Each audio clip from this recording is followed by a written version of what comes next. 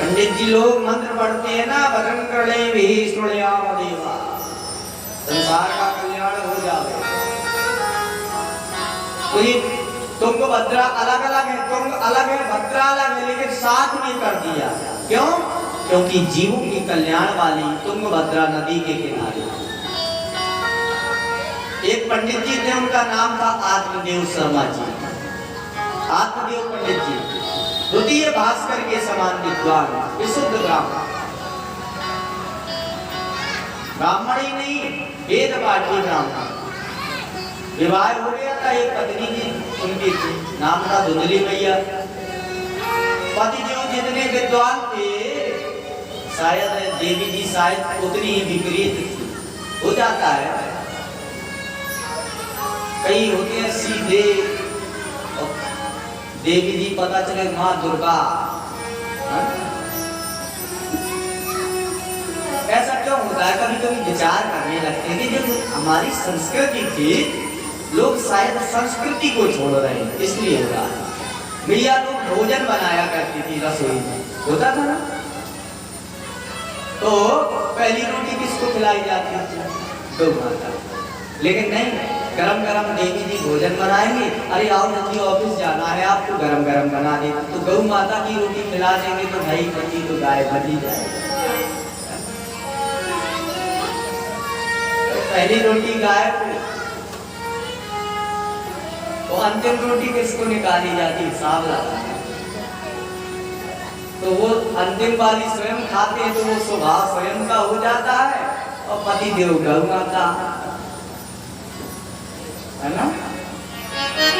तो शायद संस्कृति से लोग भटक रहे हैं, इसलिए ऐसा हुआ। पंडित जी जितने सरल, पंडितानी उतनी कठिन, उनके विपरीत स्वभाव की। कैसा स्वभाव? अच्छा, धुंधली का स्वभाव कैसा था? लोक वार्ता रता क्रूरा कायसो बहुजल्पिका सूरा चक्र कृत्येषु कृपणा कलहप्रिया। उसका काम था लोक वार्ता, रता क्रूरा, भाई बोलने में अधिक, वैसे नहीं साधारण नहीं भाई, लोक वार्ता करने वाला ऐसी बोलने में थी कि जब तक पड़ोसन में लाठी चार्ज न करवा दे तब तक उसका बोलना बंद नहीं होता। भयंकर झगड़ा ना, जब तक वो आपस में पड़ोसियों में लड़ाई न करा दे, जब तक भोजन भी न खाए। इतना खतरनाक स्वभाव उस धुंधली का। और ऐसा नहीं, लोक वार्ता रता क्रूरा प्रायसो बहुजल्पिका, बड़ा विचित्र स्वभाव था। झगड़ा करवाना, इधर की बात उधर बताना। यहाँ की होता है, कई माताओं का स्वभाव होता है, लेकिन यहाँ की चर्चा नहीं। यहाँ तो सब माताएं अच्छी हैं, कई जगह होती है यहाँ की बात वहाँ करने वाली, लेकिन यहाँ की मैया ऐसी थोड़ी है। तो धुंधली का स्वभाव ऐसा था। पंडित जी जितने सरल, धुंधली उतनी ही झगड़ालू। एक दिन पंडित जी ने, समस्या भी पंडित जी की थी कि कोई संतान नहीं। पंडित जी ने सोचा घर में कुछ संतान नहीं, और देवी जी है तो वो श्री देवी है, तो राधे राधे। तो फिर ऐसे घर में रहकर क्या करेंगे? जाते हैं ग्राम देखता वनमगता, घर छोड़कर मन चले जाएंगे। जैसे ही पंडित जी घर को छोड़कर निकले, वन में पहुंचे, एक पत्थर में बैठ के आंसू बहा रहे थे, तभी संत देख गए उनको। पंडित जी ने को जैसे ही रोते, संत भगवान ने देखा,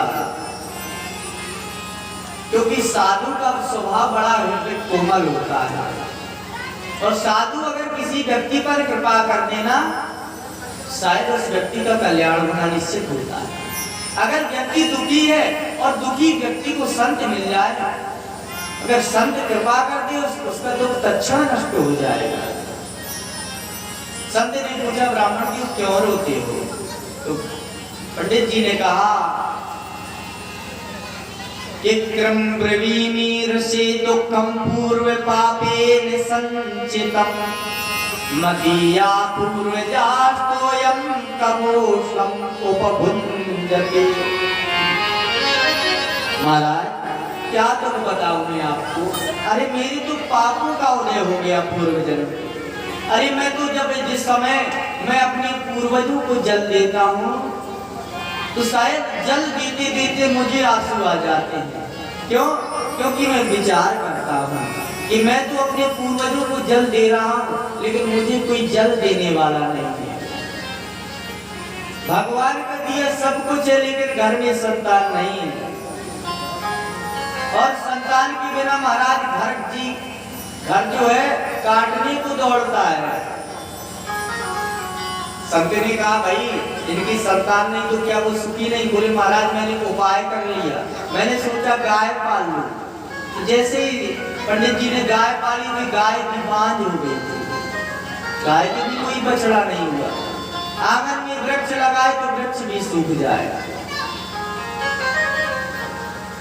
संत भगवान ने सोचा रे दुर्भाग्य, मैं तो सोचा था पंडित जी भगवान के लिए रो रहे थे लेकिन ये तो बेटे के लिए रो रहे, पुत्र के लिए। लेकिन इसका कुछ ना कुछ तो मार्गदर्शन करना पड़ेगा। संत जी ने सोचा कि चलो समझा देते, संत समझाते हैं। मुंचा ज्ञानम प्रजा रूपम बलिष्ठा कर्मणोगति विवेकम तो समासाद्य त्यज संसार वासि। संत भगवान ने कहा देखिए पंडित जी आप क्या बेटा बेटियों के चक्कर में पड़े हैं, ये महा अज्ञान है संसार का, कर्मों की गति बड़ी गहन है। अरे संसार से बेटी बेटा की वासना निकाल दो, कौन किसका बेटा? संत समझा रहे हैं कि महाराज आपने इतिहास सुना होगा, राजा सगर के 60,000 पुत्र थे, तो क्या उन्होंने किसी ने आप राजा सगर को जल देने वाला रहा था? कितनी पीढ़ियां लग गई गंगा लाने में, तब पूर्वजों का उद्धार हुआ। और संत जी ने एक और समझाया कि देखो एक संत राजा हुए महाराज अंग की भी संतान हुई तो बड़ी विचित्र। बताओ कितने प्रमाण मैं आपको दे दूं कि जिनके पुत्रों ने सुख नहीं दिया, फिर तुम पुत्र के लिए रो रहे हो। पंडित जी ने कहा देखो महात्मा जी आप आए हैं, आपको प्रणाम कर लेंगे, लेकिन जो उपदेश आप दे रही है हम भी जानते हैं, ये हम भी जानते हैं कि सब मोह माया है, लेकिन आप तो संत है, आप क्या जाने कि बेटा बेटी का सुख क्या होता है। अरे जब छोटा बालक आता है घर में किलकारियां होती हैं तो मानो आनंद की अनुभूति होती है। पंडित संत ने सोचा कि ऐसे नहीं होगा। संत जी ने कहा कि ब्राह्मण देवता तुम सोच रहे हो तुम्हें संतान हो जाए, मैंने तुम्हारा भविष्य देख लिया है। क्या लिखा है महाराज मेरे भविष्य में? भगवान संत ने कहा कि सप्त जन्मावधि तव पुत्र ने वचाने वचा। संत भगवान ने कहा देखो ब्राह्मण देवता हमने आपका भविष्य देख लिया है, आपके जीवन में एक जन्म नहीं 7 जन्मों तक कोई पुत्र नहीं है। और जो ब्राह्मण देव ने सुना कि अरे राम आप तो एक थोड़ा दुख नहीं मेरे दुख को 7 गुना बढ़ा दिया, एक जन्म की कौन कहे 7 जन्मों तक पुत्र नहीं, सर पटक दिया ब्राह्मण को। अरे महाराज मुझे पुत्र चाहिए वरना मैं अपने प्राणों को त्याग नहीं पाएगा। संत सोचने लगे कहीं ऐसा ना हो ये पंडित है मर जाएगा तो ब्रह्म हत्या लगेगी मुझे, अब उपाय करना चाहिए। तो संत ने कृपा की, और वास्तव में संत जब जिस व्यक्ति पर कृपा कर देते हैं तो उसका उद्धार होना निश्चित होता है।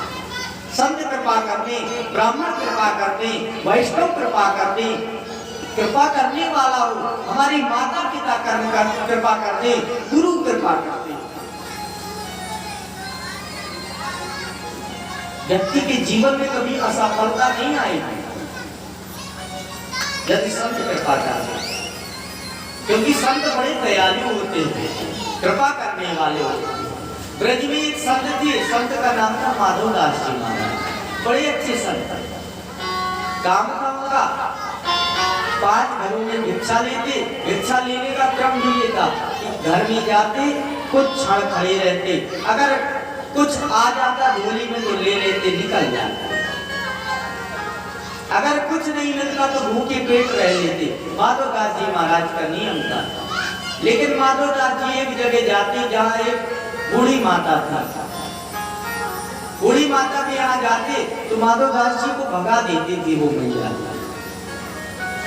होगा कोई कारण भगा दिया। एक दिन गुरु संत भगवान अपने माधव दास जी अपने शिष्यों के साथ में गए, बोले चलो आज भिक्षा के लिए तुम भी चलो।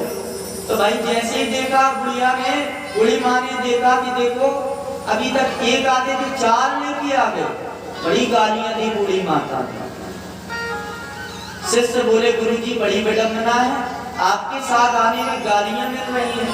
तो माधव दास जी सरल स्वभाव के, उन्होंने कहा बेटा तेरा जाता क्या है? अरे मिलता ही तो है कुछ, गालियां ही क्यों नहीं? क्या जाता है तेरा, मिल रहा है ना।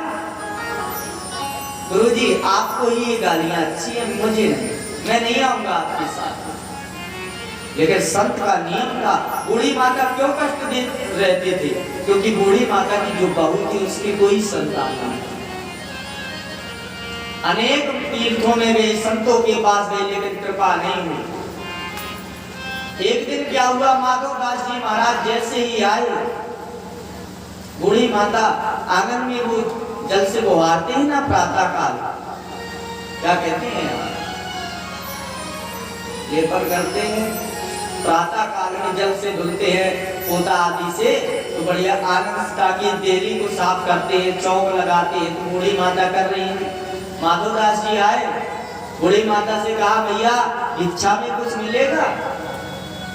बूढ़ी माता को बड़ी गुस्सा आई कि तू रोज बाबा चलाता है, जब तुझे कुछ नहीं मिलता तो ऐसा। उसने ये किया, वो जो कपड़ा था मिट्टी से लगा हुआ वही फेंक के मार दिया। माधव दास जी को ज्यों लगा तो माधव दास जी ने कहा चलो आज से मिलना प्रारंभ हो गया, जा बुढ़िया, जा बूढ़ी माँ, तेरा कल्याण हो जाएगा। माधव दास जी ने कहा कि जा देवी, तूने मुझे प्रेम से आज यह दिया है, क्या तेरा कल्याण हो जाएगा। मानो आज बुढ़िया उस बूढ़ी माँ की भाग्य खुल गए। संत ने कहा, क्योंकि साधु तो बड़े करुणावान होते, महासंत ने कहा, माधव दास जी ने कहा कि जा, तुमने मुझे ये फेंक के पोता फेंक करके मारा है, जा भैया तुझे तेरे घर में कुछ समय बाद पोते की प्राप्ति हो जाएगी। संत का ये कृपा का फल। कुछ समय हुआ, उसी दिन से माधव दास जी ने वहां से छोड़ करके चले गए। कुछ समय हुआ जब उस बूढ़ी माता के घर में उसके बहू के संतान हो गए, तो वो बेचारी दौड़ गई कि उस महात्मा की कृपा का प्रसाद है कि मेरे घर में कोई संतान नहीं थी, संतान हो गई, संत ने कृपा कर दी। लेकिन शिष्यों ने कहा कि जिस दिन से मैया तूने उनको फेंक के मारा था ना वो कपड़ा, उसी दिन से वो चले गए। बूढ़ी माता रोती, भगवान के यहाँ जाती तो शायद भगवान से यही मांगती कि प्रभु मुझे संत के दर्शन हो जाए। वैसे संसारी संतों के पास जाते हैं ना तो कहते हैं प्रभु भगवान से कैसे मिलेंगे, लेकिन देखो संत की कृपा का परिणाम। जब वो बूढ़ी माता मंदिर में जाती है तो मंदिर में ये कहती है कि प्रभु आपकी कृपा हो जाए, एक बार उन संत के दर्शन हो जाए। विचार करते हैं कि पोता दिया न प्यार से, मैंने ऋषि बसे दीन्यों मैंने क्रोध से मार दिया था, और जो मैं देती प्रेम से मेरो हो राजकुमार।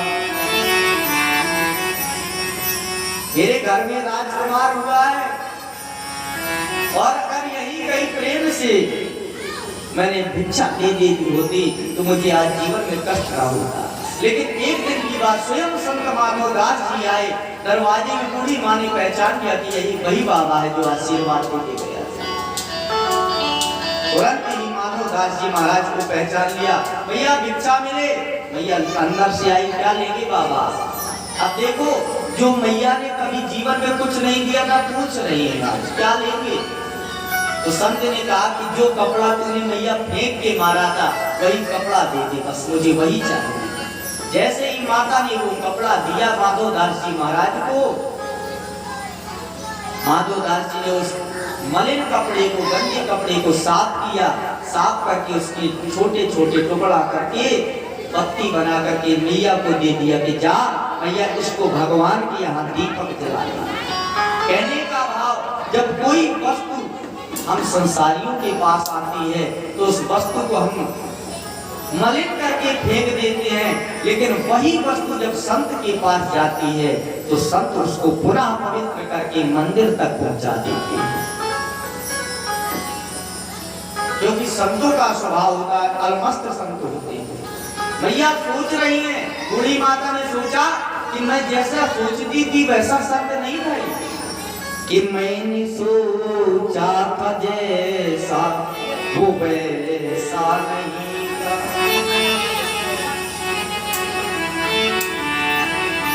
कि मैंने सोचा था जैसा वो वैसा नहीं था, जो लगता था ऐसा वो वैसा नहीं था। भैया सोच रही थी जो लग रहा था ऐसा वो ऐसा नहीं। ये निकलेगा ऐसा भरोसा नहीं था। अरे ये संत ऐसा निकल जाएगा ये भी मुझे भरोसा नहीं था, क्योंकि संत की आमद देखो, मैंने कहा ना कि कुछ भी ले लो तो फिर भी कुछ नहीं मांगा। अगर चाल देखो तो साहों की जैसी, संतों का स्वभाव अगर चलने में देखो ना संतों को, भले ही कुछ ना हो लेकिन संत ऐसे चलते हैं जैसे साह चल रहे हो, राजा चल रहे हो। अगर चाल देखो तो साहों की जैसी, मगर जेब में एक पैसा नहीं। इस सरल बच्चे जैसा, तरल पानी जैसा। संत का स्वभाव तो बालक की तरह होता है, तरल पानी की तरह बह जाता है। सरल बच्चे जैसा, तरल पानी जैसा, वो निकलेगा ऐसा भरोसा नहीं। संत की जय जयकार करिए। ब्राह्मण ने भी अगर संत की जय जयकार कर दी कि ब्राह्मण देव कृपा करी, संत ने फल दे दिया। किसको? आत्मदेव पंडित जी। पंडित जी प्रसन्न हो गए, आए देवी जी देखो क्या लाया हूँ। क्या लाए हैं आप? प्रसाद में फल दिया है संत ने। अच्छा क्या होगा? इस फल को तुम खाओगी ना तो हमारे घर में संतान हो जाएगी। धुंधली ने कहा मैं नहीं खाऊंगी। तो पंडित जी ने विनय करी तो अच्छा मैं पवित्र होकर के खाऊंगी, संत का प्रसाद है, मैं नहा करके और पवित्रता से पूजा करके इस फल को खाऊंगी। पंडित जी को तो बहला करके हटा दिया। अब धुंधली देवी बैठ गई और जैसे ही बैठी एक पड़ोस से आ गई, कहा कि अरे देवी क्यों कष्ट में हो? अरे देखो ये क्या लेके आ गए हैं हमारे पति देव, पता नहीं किस बाबा से हमें बस में कराना चाहते हैं। भाई घर में पति देव कुछ लेके पहुंचा, बाबा से लाए तो भाई वो नहीं वस्तु खाएंगे ना, कहीं बस में ना हो जाए समस्या। धुंधली ने सोचा कहीं ऐसा तो नहीं है मुझे बस में करवाना चाहता। उन्होंने कहा नहीं ये तो संत का प्रसाद है, अरे खा लेगी तो फल है, अगर संतान होगी तो ठीक, अगर नहीं हुई संतान तो प्रसाद है। उसने नहीं खाया, समझ में नहीं समझाया। अगले दिन सौभाग्य ऐसा कि धुंधली देवी की बहन जी आ गई, और जो बहन जी आई उनकी, अरे धुंधली क्यों परेशान हो? अरे क्या बताए, देखो पंडित जी क्या फल लेके आ गए, कहां से, क्या है इस फल की विशेषता? आप कह रहे हैं पुत्र हो जाएगा। अरे तुरंत बहन ने उसके, क्योंकि वो चाहती थी उसकी बहन, इसके कोई पुत्र नहीं है, मेरे यहाँ काफी संतान है, इसके कोई नहीं होगा, किसकी प्रॉपर्टी हमारी है। अरे बोले एक काम कर, कई फल खाने से संतान होती है, एक काम कर, तेरे घर में धन की कमी है नहीं, और मेरे घर में पुत्र की कमी नहीं, मैं अभी गर्भवती हूँ, मेरा पुत्र तू ले लेना, थोड़ा मेरे पति देव का तो धन दिला देना, मुंह बंद हो जाएगा उनका। मान गई बात भैया, पति देव को पंडित जी को बोल दिया कि अब मैं गर्भवती हूँ, बहाना बना दिए। कुछ कालांतर ऐसा है, बोले इस फल का क्या करें? बोले ये फल गाय को खिला दो, पता चल जाएगा। और कुछ समय हुआ, एक दिन धुंधली जी ने कहा कि महाराज अपने घर में संतान की प्राप्ति हो गई। और जो आत्मदेव पंडित जी ने सुना कि ये संतान की प्राप्ति हो गई है, आत्मदेव पंडित जी की खुशी का ठिकाना नहीं रहा। और कुछ समय बाद ऐसा हुआ कि उनकी जो गाय की बांझ थी, उसी गाय की पुत्र हो गया। अरे गांव वाले बधाई लेके आने लगे, पंडित जी जब कृपा ईश्वर करते हैं, आपके घर में कोई संतान नहीं है, देखो ईश्वर ने कृपा करी, एक नहीं दो संतानें हो गई, गाय की भी पुत्र हो गया। कुछ समय हुआ, बड़े हुए, उनके जात कर्मादि संस्कार हुए। अब नाम का समय आ गया, क्योंकि पहले के समय में आपको बतावें विशेष बात, हमारी पद्धति में, सनातन पद्धति में 16 संस्कार होते हैं, लेकिन आजकल केवल 2 संस्कार बचे हैं, सब समान, केवल एक तो विवाह संस्कार और एक अंत्येष्टि संस्कार, वो भी नहीं बचे, जजमेंट में चले गए हैं। आप मित्रों ने साइन कर दिए सीताराम, वो भी नहीं। लेकिन एक संस्कार है, अंत्येष्टि संस्कार तो कराते हैं, लेकिन हो सकता है सोशल मीडिया है वो भी खत्म हो जाए। जैसे वो नहीं होता, वो दिल भेज देते हैं व्हाट्सएप में, तो हो सकता है पिताजी चले जाए, लोग आग भेज दे कि पिताजी हमारी तरफ से आपकी अंत्येष्टि हो गई। अरे अपने संस्कारों को नहीं भूलना चाहिए। 16 संस्कार होते थे पहले जीवन में करने के। हर व्यक्ति के जीवन में 16 संस्कार थे। और उन 16 संस्कार गर्भाधान, सीमांतोन्नयन, जात कर्म, नामकरण, अन्नप्राशन, निष्क्रमण, चूड़ाकरण, ये मुंडन आदि नामकरण संस्कार। बालक अन्न खाता वो अन्नप्राशन संस्कार कहलाता है। विद्यारंभ संस्कार, जो बालक विद्या पढ़ने के लिए जाता है तो पहले उसका विद्या के लिए सबसे पहले का खागा पढ़ाया जाता है। फिर होता है कर्णवेद संस्कार होता था, कानों में जो छोटा छोटा कुछ कुंडल सोना कोई चांदी पहना देते, वो कर्णवेद संस्कार होता। फिर उसके बाद होता था यज्ञोपवीत संस्कार, जनेऊ संस्कार बोलते यज्ञोपवीत। और यज्ञोपवीत संस्कार होने के बाद होता था वेदारंभ संस्कार। वेद भाई यज्ञोपवीत होने के बाद ही वेद पढ़ने का अधिकार होता है। लेकिन आजकल वेद की तो कौन चलाएगा? ऐसे मंत्रों के पोस्टमार्टम होते हैं भाई, बड़ी विचित्र दशा है। डॉक्टर के यहाँ लोग जाएंगे तो देखेंगे डिग्री कैसी है इसकी, MBBS है, MS है, MD है, तब दिखाएंगे। लेकिन पूजा पाठ कराना हो, अरे पंडित जी को बुला लो सस्ते वाले, अरे तो पैसा लगेगा ज्यादा, सस्ते पंडित जी ढूंढते। अरे भाई योग्यता देखो, जब तो पूजा पाठ लोग कराते हैं, कोई फल नहीं मिलते हैं। पंडित जी बड़ी पूजा कराते हैं हम साल भर, कोई फल नहीं मिलता। अच्छा किससे करा दे? अरे अपने पंडित जी हैं घर के, उनको 100 रुपए दे तो प्रसन्न हो जाते हैं। अरे भैया, दक्षिणा धन से नहीं, आप योग्यता देखिए। जैसे आप अपने कर्मों की योग्यता ट्रीटमेंट के लिए जाते हैं तो डॉक्टर की योग्यता देखते हैं, तो अगर अपने घर में कोई कर्म करावे, कर्म कांड कराए, पूजा पाठ आदि कराए तो योग्यता देखनी चाहिए। वेदारंभ संस्कार होता था, फिर केशांत संस्कार कहते हैं। विद्यार्थी गुरुकुल परंपरा रही पहले, गुरुकुल परंपरा में चलता था केशांत यानी मुंडन कराया जाता था, शिखा रखी जाती थी। समावर्तन संस्कार, विवाह संस्कार, अंत्येष्टि 16 संस्कार। अब विवाह का तो सब जानते हैं, अब अंत्येष्टि है वही चल रही है।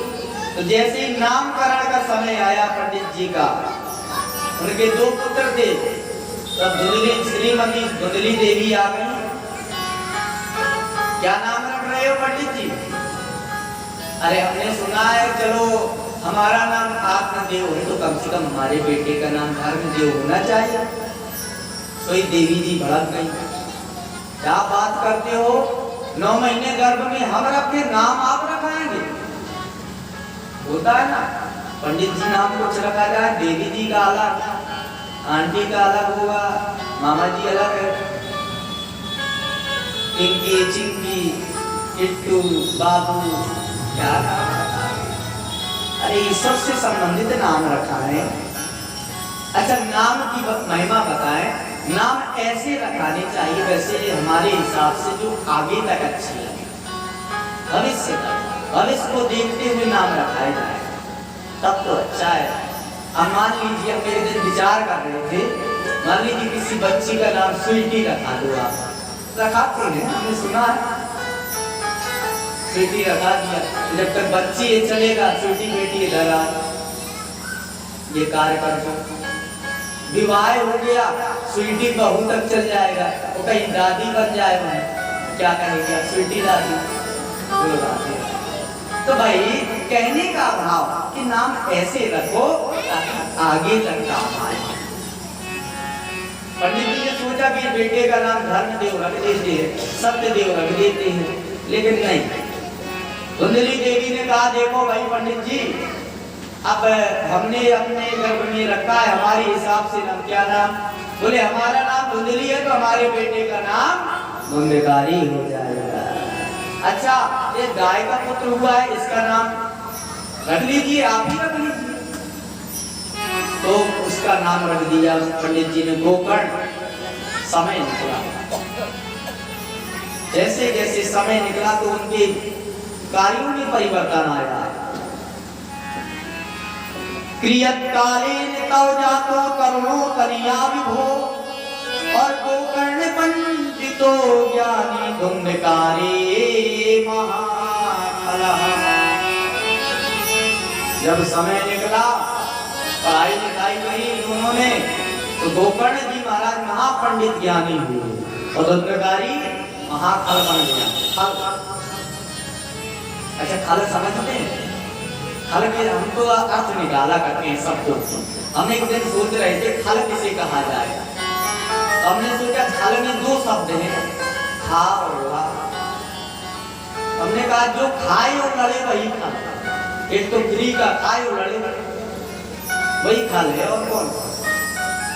तो एक संत के पास बताया, हमने कहा पंडित जी महाराज, शायद हमारे हिसाब से वही खल होगा जो खाता होगा और लड़ता होगा और कोई काम ना होगा। बोले नहीं, इसमें थोड़ा और जोड़िए। हमने कहा क्या जोड़िए? बोले जिसका खाए उसी से लड़े, वो है खल।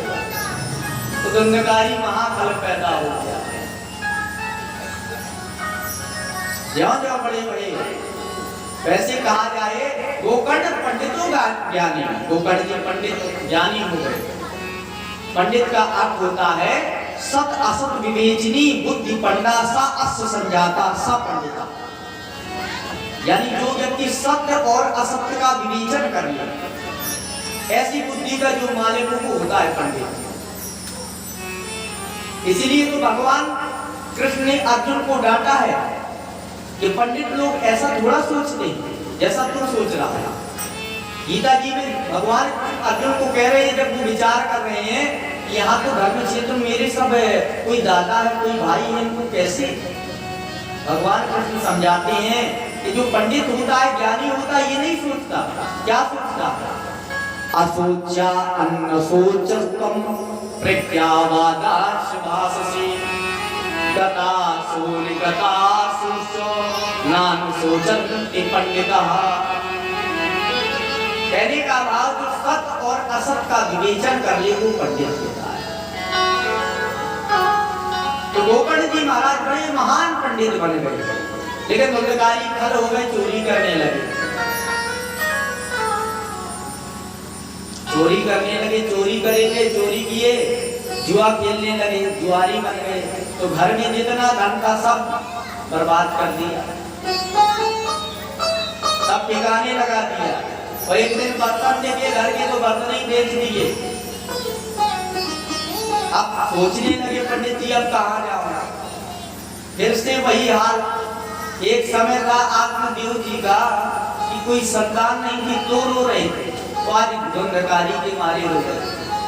फिर घर छोड़ दिया, फिर घर छोड़ने का संकल्प कर लिया। जो घर से जाने लगे, विचार करने लगी कहाँ मर जाऊं मैं, कहाँ जाऊं? ये दुख मुझे मेरा पीछा क्यों नहीं छोड़ता? तो उसी समय सोचने लगी अब कैसे दुख से अच्छा तो है अपनी प्राणों का त्याग करना। तो उस समय एक संत ने समझाया, जब पहली बार पुत्र ना होने पर पंडित जी रो रहे थे, अब दोबारा वो संत कहाँ से आए? तो घर में ही संत थे गोकर्ण जी महाराज। गोकर्ण जी महाराज ने कहा पिताजी आप क्या करने जा रहे हैं?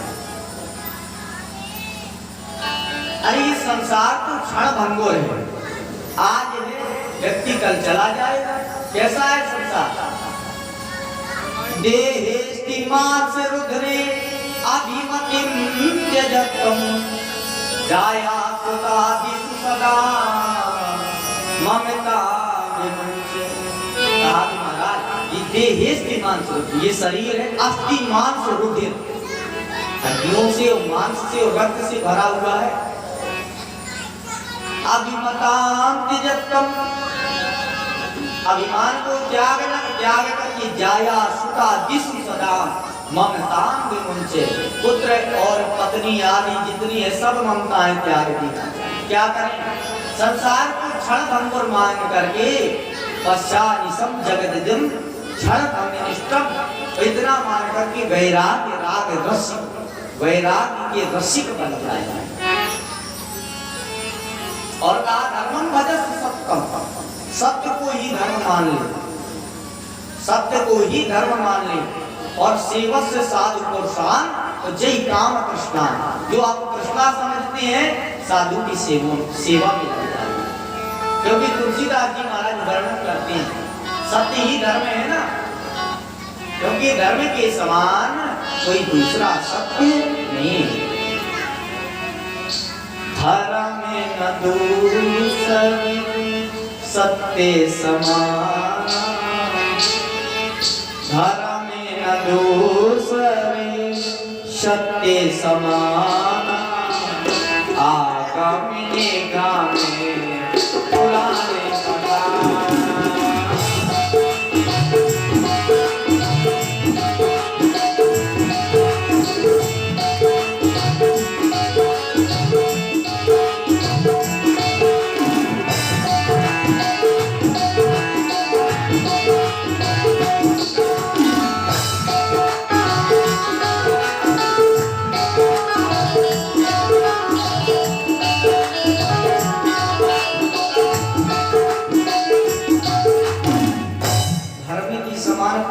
कोई दूसरा सत्य नहीं है। तो यही गोकर्ण जी महाराज समझा रहे हैं कि धर्मं भजस्व सततम त्यज लोक धर्म, संसार के धर्मों को त्याग दीजिए, धर्मं भजस्व सततम, सत्य को धर्म मान करके भजिए। जब समझाया आत्मदेव पंडित जी की समझ में आया, बताया कि देह अस्थि मांस का पिंड है। अरे ये तो शरीर जो है ना, ये तो पंचों की धर्मशाला है। 5 तत्वों का बना शरीर है, क्षिति जल पावक गगन समीरा। और पंच तत्व अति अधम शरीरा, पंच रचित या अधम शरीरा, यानी 5 तत्वों से रचित है ये। एक किराए की धर्मशाला है ये तो अपनी, पता नहीं किस दिन कहाँ चली जाए। तो ये पंचायती धर्मशाला मानो अपने शरीर। अरे इसे तो सब लोगों ने अंशदान करके बनाया है। तो जब तक इस देह में रहे बड़े प्रेम से रहे, लेकिन नहीं, हम लोग इसी शरीर में कब्जा कर लेते हैं। आदत होती है कलयुग में, कहीं रहने को मिल जाए लोगों को तुरंत कब्जा। तो ऐसे ही लोगों को ये शरीर मिल गया तो इसी में कब्जा बना लिया। भाई कैसे कैसे जैसे तैसे बीमार हो गए, डॉक्टर को दिखा रहे हैं। अरे कब तक दिखाएंगे, ये काया साथ नहीं देगी, इसको खाली करना पड़ेगा। गोकर्ण जी समझा रहे हैं, पिताजी ये शरीर बार बार नहीं मिलता, बड़े भाग मानुष तन का, बड़े भाग्य से मिलता है। जब समझाया तो उनके समझ में आया और इस प्रकार से बताया कि देखो इस शरीर को जाया जितनी भी ममताएं हैं त्याग दी। गोकर्ण जी की बात आत्मदेव पंडित जी के समझ आई तो आत्मदेव पंडित जी ने दशम भागवत जी के 10वें स्कंद का पाठ किया। 10वें स्कंद पाठ करने में लग गए आनंद से। और इधर जब पंडित जी पिताजी भी चले गए, गोकर्ण जी ने सोचा कि भैया महाकाल चले गए घर छोड़ के तीर्थ यात्रा। अब माता जी धुंधली देवी और श्रीमती धुंधली देवी और धुंधकारी भाई की बच्चे। अब क्या है, पितरी परते तीनों जननीता गीता भूषम। पिताजी के जाने के बाद एक दिन क्या किया, धुंधकारी ने अपनी मैया को ही मारना प्रारंभ किया। माता को मारा, बोल क्या स्वामित्तम कहाँ है तुम? धुंधकारी ने जब धुंधली को पीटा तो धुंधली सोचने लगी, चाहे ऐसे पुत्र से अच्छा तो संतान ना होती। भाई कष्ट कभी आता है व्यक्ति को जब खुद पे आता है। धुंधकारी ने अनेक प्रकार से कहा कि त्वावित्तम तिष्ठति द्रोही, बताओ घर कहाँ रखा है।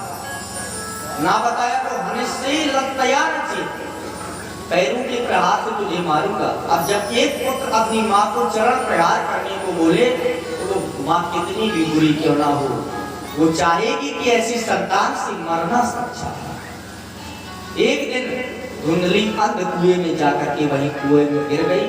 और जब माता जी चली गई, भैया पिताजी चले गए, भैया तीर्थ यात्रा में, अब धुंधकारी तो घर में हो गया, अकेला है। तो धुंधकारी घर में अकेला चोरी करता, जुआ खेलता। अब उसने घर में 5-5 वेश्याएं रख दी। अब वेश्याएं रखी तो वेश्याओं को धन चाहिए, धन के लिए वो चोरी करने लगा। एक दिन की बात, वो चोरी करके किसी राजा के यहाँ से चोरी करके आया।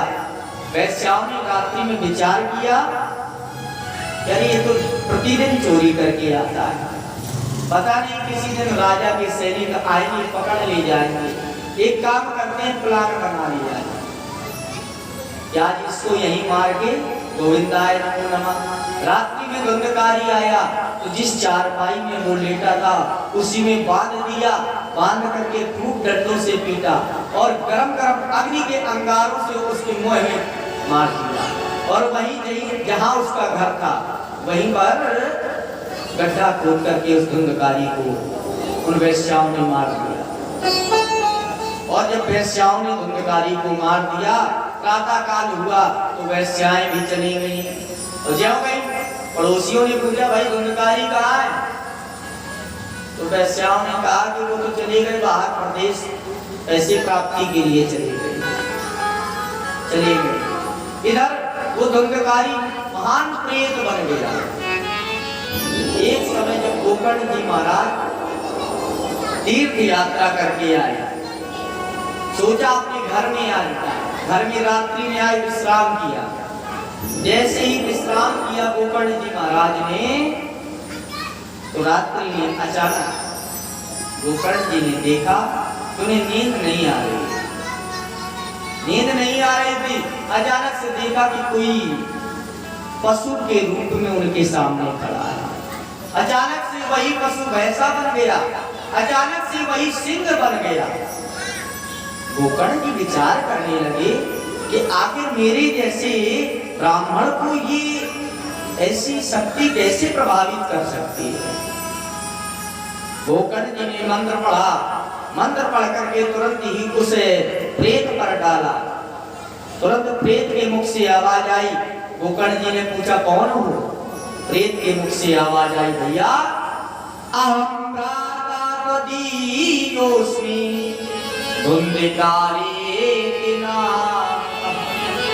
भैया मैं तुम्हारा भाई धुंधकारी हूँ। अरे धुंधकारी, तुम्हारी ये दशा कैसे? की ये ने वो दोषेण ब्रह्मत्वं नासितं मया।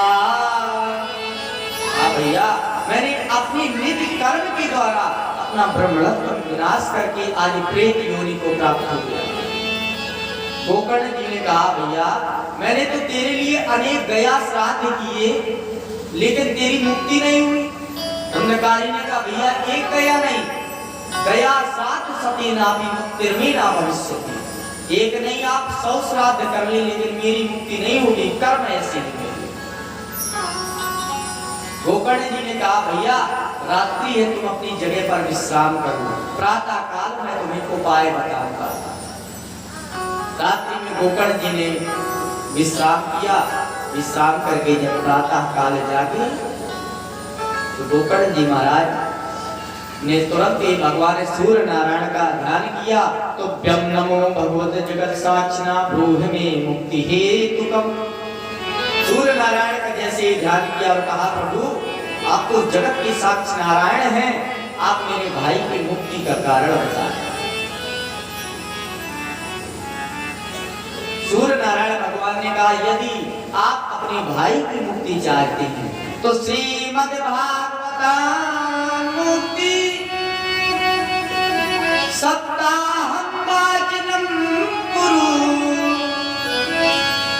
अवैतव्यं ब्राह्मणं मुख्यं श्रोतारं परिकल्पय।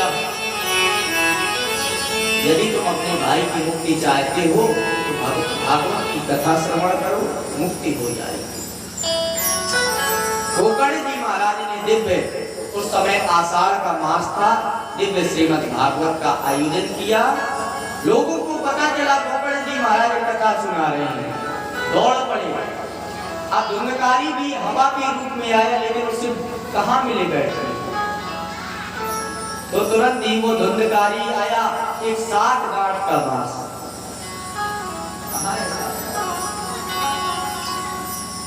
काले 60 गांठ के बांस में बैठ गया और उसमें हवा के रूप में धुंधकारी बैठ गया।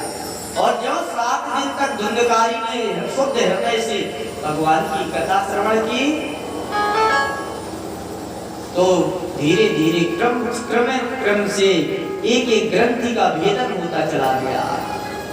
एवं 7 दिनेश्चैव 7 ग्रंथि विभेदनम्। 7 दिन में 7 गांठ का जो बांस था चटक गई साथा और उससे दिव्य रूप में एक व्यक्ति प्रकट हो गया। और जैसे ही धुंधकारी का प्रादुर्भाव हुआ तुरंत ही देवता अनेक प्रकार के जय जयकार करने लगे। प्रिय श्रीमद् भागवत महापुराण की। अब धुंधकारी जी महाराज तो दिव्य रूप में आ गए। ये क्या है? कथा का प्रभाव है। गुरु को भी स्वरूप प्रदान करते हुए परमात्मा की कथा क्या नहीं कर सकती है भागवत की कथा। बस केवल श्रद्धा से परमात्मा के पास जाकर तो देखो। श्रद्धा से यदि आप कथा श्रवण करेंगे तो निस्संदेह आपके कोई समस्या नहीं रह सकती है। लेकिन ज्यादातर व्यक्ति श्रद्धा का समय पास के लिए सुनते हैं तो वो जीवन पास हो जाता है उसमें। तो आज जैसे ही गोकर्ण जी ने कथा श्रवण कराई धुंधकारी की मुक्ति हो गई। विमान आया पार्षदों से पूछा, गोकर्ण जी ने एक बात बताओ भाई, कहाँ ले जा रहे हो उसको? बोले इन्होंने कथा को श्रवण किया है, ये भगवान के धाम जाने के पात्र हो गए। गोकर्ण जी ने कहा एक बात बताओ, इतने श्रोताओं ने कथा को श्रवण किया, क्या ये पात्र नहीं है?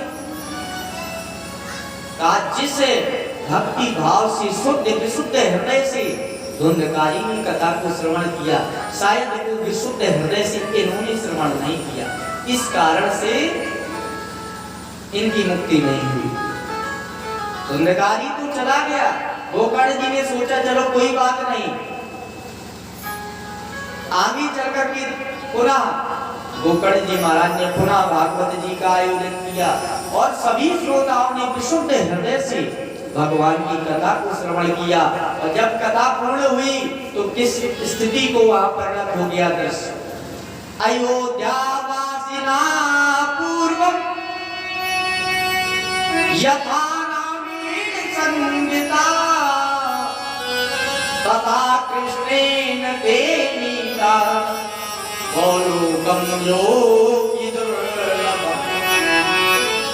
गोकर्ण जी महाराज ने जब कथा का श्रवण सभी को कराया, सब ऐसे चले गए जैसे भगवान राम के साथ में पूरे अयोध्या वासी गोलोक धाम को चले गए। नारद जी गदगद हो गए कि वास्तव में भागवत की बड़ी कथा महिमा है। लेकिन नारद जी ने कहा एक बात बताए प्रभु, इस कथा को महिमा तो अच्छी है लेकिन इसका विधान क्या है? अंतिम प्रश्न कर रहा हूं प्रभु, इसको करने में खर्च क्या आता है? सबसे पहला प्रश्न, भागवत का सबसे पहला प्रश्न। मन में भक्ति आवे ना आवे लेकिन हिसाब आ जावे। बजट कितना है भाई बताओ, बड़े लड़के से पूछो कितना है तुम्हारे पास, है बजट में? लगभग इतना आ जाएगा। चलो पंडित जी से पूछते हैं फोन करके, इतना पंडित जी कितना खर्च आ जाएगा? पहला तो नारद आपकी बात नहीं, ये नारद जी ने भी पूछा। अच्छा ये बताइए क्या खर्च आता है, इसकी विधि क्या है, नियम क्या है, भागवत को कैसे सुनना चाहिए? तो सनकादिकों ने बताया कि देखो, विवाहे यादृशं वित्तं तादृशं परिकल्पयेत्। भागवत जी में कितना खर्च आता है बताया, विवाहे यादृशं वित्तं, जिस प्रकार से विवाह में धन खर्च होता है। अगर कोई पूछे भाई बेटी की विवाह में कितना खर्च है, तो कोई बता सकता है? अरे भाई जिसकी जैसी व्यवस्था उतना खर्च। अगर साधारण रूप से विवाह कर देगा, अच्छे हैं तो अच्छे रूप से विवाह कर देगा। ऐसे ही भागवत में भी कोई पता नहीं कितना खर्च, जिसकी जैसी आवश्यकता उस हिसाब से हो जाता है। और ये बताया कि भागवत में सामर्थ्य के अनुसार भागवत का दिव्य समारोह करना चाहिए, मुहूर्त पूछना चाहिए शुभ मुहूर्त में। और ऐसा नहीं, अगर इसका भी नियम है कि किस मुहूर्त में किस कार्य के लिए भागवत होती है। अगर आप किसी सकाम कार्य से करा रहे हैं, मान लीजिए आपके मन में कोई आकांक्षा है, तो आपको मुहूर्त देख करके भागवत कराना है। अगर आपकी इच्छा है तो भक्ति भाव जागृत हुआ, कभी भी भागवत, तो उसके लिए कोई मुहूर्त की आवश्यकता नहीं। मुहूर्त की आवश्यकता तब जब हम सकाम अनुष्ठान करें। और अगर हम चाहते हैं कि हमें हरि कथा करानी है, कोई इच्छा नहीं, भगवान की कृपा, तो बस चाहे जब पंडित जी को बुलाइए कथा कराइए, कोई मुहूर्त की आवश्यकता नहीं। अच्छा व्यासपीठ पर बैठने का अधिकारी को वक्ता कैसा होना चाहिए? वैष्णवो विरक्तो वैष्णवो विप्रो वेद शास्त्र विशुद्धि दृष्टांत कुशलो धीरो वक्ता कायाति निष्प्रह। वक्ता कैसा होना चाहिए? विरक्त, या तो विरक्त हो, विरक्त तो आजकल मिलेंगे नहीं, तो कहाँ रखे विरक्त? भाई अपने कपड़ों में दाग लग जाए वही तो, उसमें तो भाई विरक्त का मतलब होता वैरागी, वैरागी का मतलब होता राग, मतलब जो राग से अलग हो जाए। लोगों को अपने कपड़ों से जो राग है तो वो वैरागी कहां से बन जाएगा? तो विरक्त मिलना मुश्किल है, चलो वैष्णव मिल जाएगा। विरक्तो वैष्णवो विप्रो, विरक्त होना चाहिए, वैष्णव होना चाहिए और विप्र होना चाहिए। विप्र बोले तो ये नहीं केवल ब्राह्मण ही नहीं होना चाहिए, विप्र होना चाहिए। ब्राह्मण जन्मनो जायते शूद्र, जन्म से व्यक्ति शूद्र होता है हर व्यक्ति, लेकिन संस्कारात् द्विज उच्यते, यज्ञोपवीत संस्कार हो जाए तो वही व्यक्ति द्विज बन जाता है। और संस्कार होने के बाद जब आप वेद पाठ कर लेते, वेद अध्ययन कर लेते, तो वो होता है विप्र। तो भागवत जी के लिए विप्र की आवश्यकता है। और ऐसा नहीं, दृष्टांत कुशलो धीरो, हर बात को दृष्टांत के माध्यम से समझाने में कुशल, वक्ता कार्यादि निष्प्रहा, वक्ता ऐसा वक्ता होना चाहिए। लेकिन आजकल तो देखो, जो बढ़िया गा लेता हो और न जाना जानता उस वक्ता है। हम तो कई लोगों से मिले, एक भैया से मिले तो वो भजन गाया करते थे पहले। हमने कहा क्या चल रहा है आजकल? अरे पंडित जी हम भी कथा करने लगे। हमने कहा क्यों?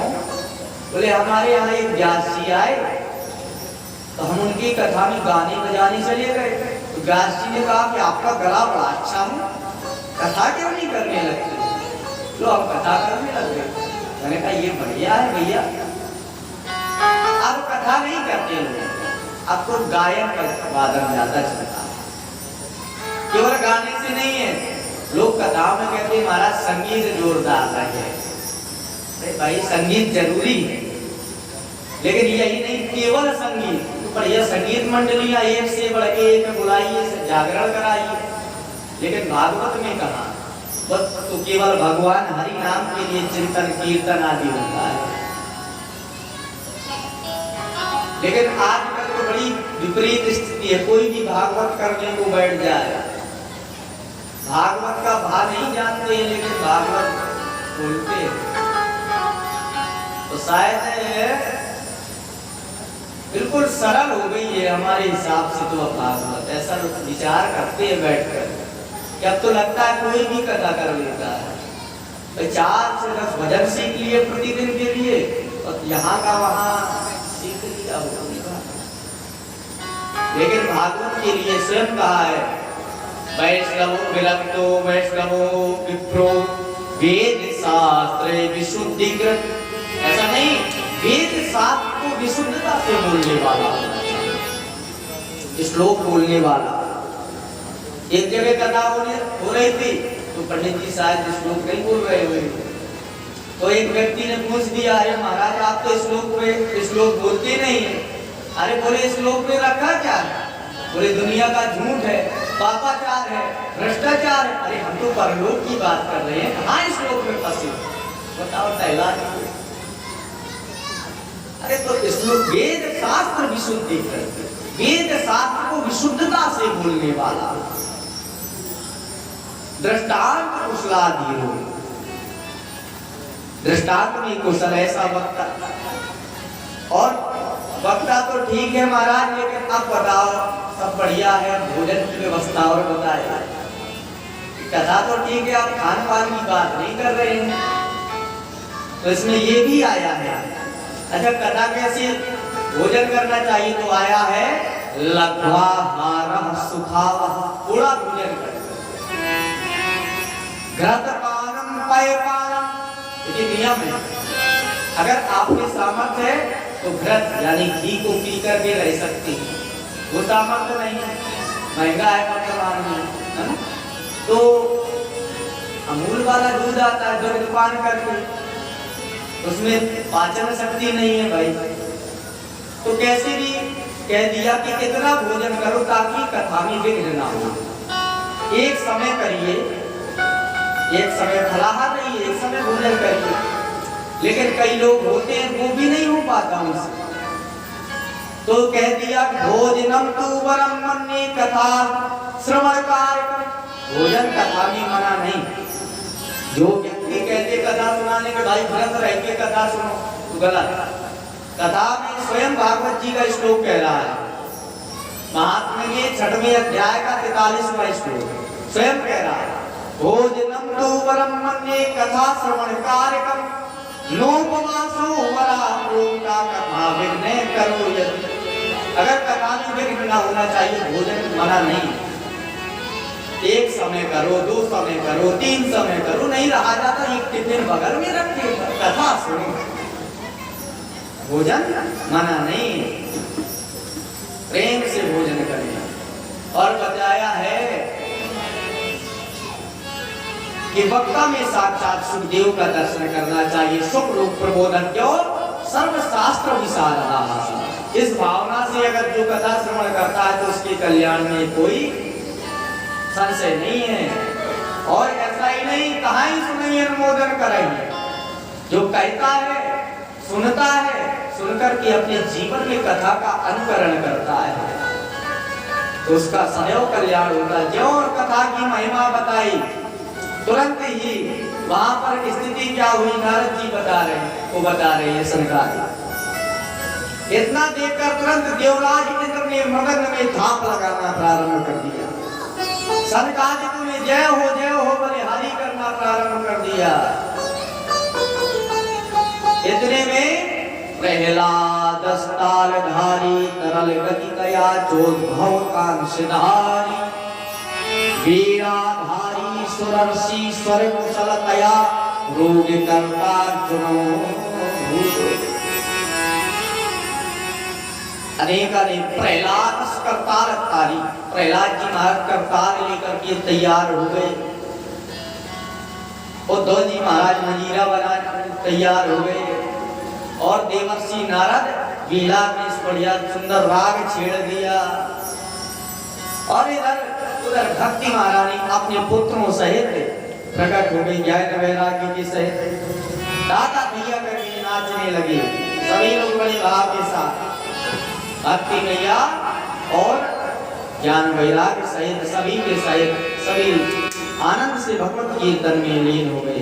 बोले वृंदावन बिहारी लाल की, बोले श्रीमद् भागवत महापुराण की। तो आइए हम ही कुछ क्षण के लिए, क्योंकि जरूरी है ना, क्योंकि कथा लोगों को ज्यादा कथा सुनाए तो लोगों को लगता है बोर हो गए हैं। उसके लिए जैसे मान लीजिए वैद्य हमें कोई आयुर्वेदिक दवा देता है, कथा क्या है? कथा है आयुर्वेदिक औषध। और आयुर्वेदिक औषधि आप जानते थोड़ा कड़वी होती है, तो कथा भी सबको मीठी नहीं लगती है। तो कड़वी दवा अगर पाना हुआ तो वैद्य भी कह देते हैं कि थोड़ा शहद के साथ में खा लेना, मर्ज भी खत्म हो जाएगा और आप दवा भी खा लेंगे। तो यहाँ पर भी कथा पहले चलती थी बिना संगीत के, तो सुनते थे, लेकिन कुछ समय आया आप बिना संगीत के करवा दो तो भैया यजमान भी मुश्किल में बैठे कथा के लिए। तो भाई संगीत का सहित मिला करके भगवान की उस कथा को आज होने लगी। भाव के साथ प्रभु का भजन। बोले वृंदावन बिहारी लाल की जय। बड़े भाव के साथ सभी लोग कि मन मोहन मूरत तेरी प्रभु मिल जाओगे आप कहीं न कहीं। मन मोहन मूरत तेरी प्रभु।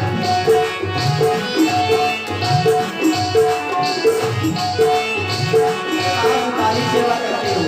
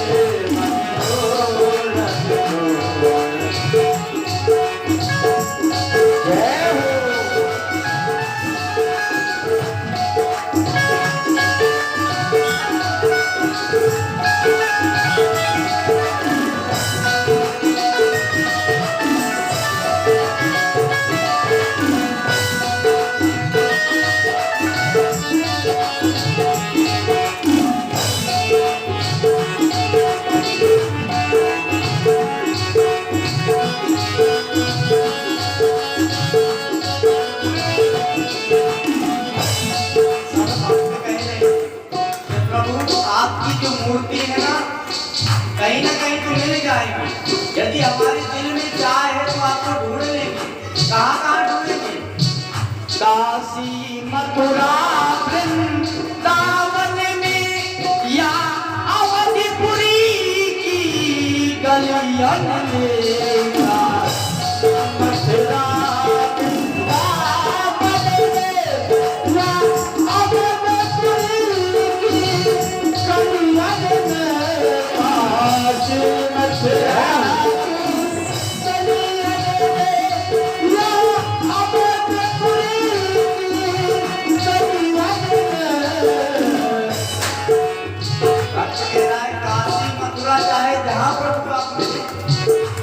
गंगा यमुना सरजू तट, गंगा यमुना सरजू तट, तुम्हें